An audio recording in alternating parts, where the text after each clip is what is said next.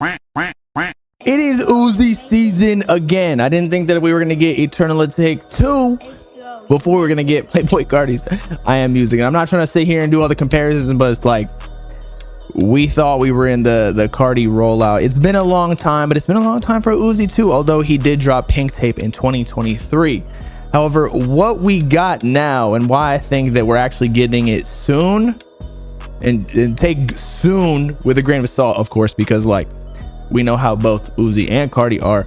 Again, not trying to like always bring Carti and Uzi in the same conversation, but those are the two artists that I fuck with most. Y'all already know. But Uzi surprise dropped a song last night, or not even technically a song, but like a podcast of sorts. It's just TV show theme, Uzi the Earthling, which again kind of already alludes to the alien type aesthetic and branding that he already had even before Eternal Atake. But Eternal Atake, all of the cuts or like skits that were going on in the outros of the songs, it was about him being abducted. And the trailer, he was abducted by a cult. That was like the entire theme behind the album, the Heaven's Gates, I want to say, where there's actually a really dark story behind that. But you know, I got a whole documentary on that from years back. But it's great that we actually got some new Uzi music back on like a theme that is tried and true, because Eternal Atake had the most hype out of any album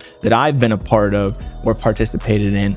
And now we're getting the second one. And as you can see at the very top with the cover art, it says EA2. The E is in like the top of the keyhole, pause, and then the A is at the bottom, and then you can see the 2. So I think he's alluding to it. And there was a clip, I want to say a few weeks back, maybe even a month, where he said that he had to go record Eternal Atake, and everybody thought he was joking or trolling, being like, or just so fried off of the Whippets and Galaxy Gas that we're like, okay, yeah, you already dropped Eternal Atake, but I guess he was serious on the second one. It just is funny and crazy that these artists actually have a plan when they say shit, or at least Uzi, more than we thought, because we think that sometimes they're just fried, but he wasn't.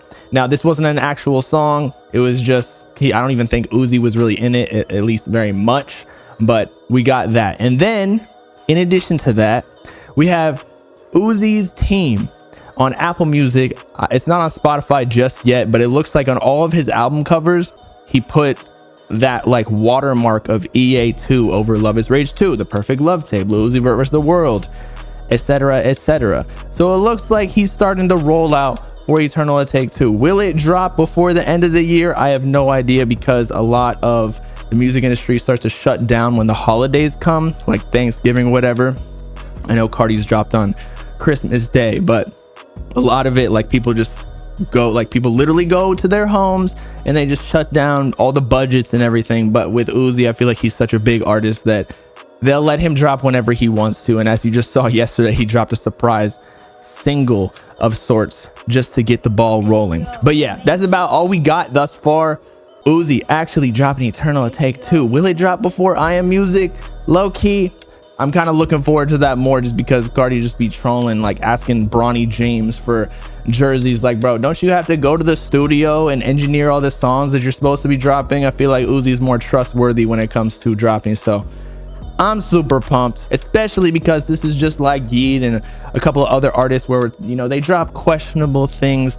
You can say what you want about Pink Tape, but you know Uzi still got it. He will always be Uzi. He's an icon. And so Eternal Atake 2, again, I feel like he has something to prove, because I feel like when he dropped that, a year or two later, he did an interview saying that like it got messed up because of the leaks and he didn't really get to drop what he wanted to drop. There was a lot of drama with like the engineering, and he had the label issues leading up to that project. But I feel like this one, he's actually going to do it right. It's just interesting to see why he's doing this album instead of Love is Rage 3, which is the project that we thought that he was going to drop. But maybe he still got that in store. He just wanted to do Eternal Atake right this time. Although I still like Eternal Atake. I think it was better than Pink Tape. I just like the branding of Eternal Atake more than Pink Tape. Like, I never understood why he was doing that. I heard way back in the day like rumors that he did it because of Uzi, was supposed to be like a collab tape. Don't quote me on that, but he had the pink hair, and Uzi back in the day kind of popularized coloring his hair different colors such as pink. But regardless,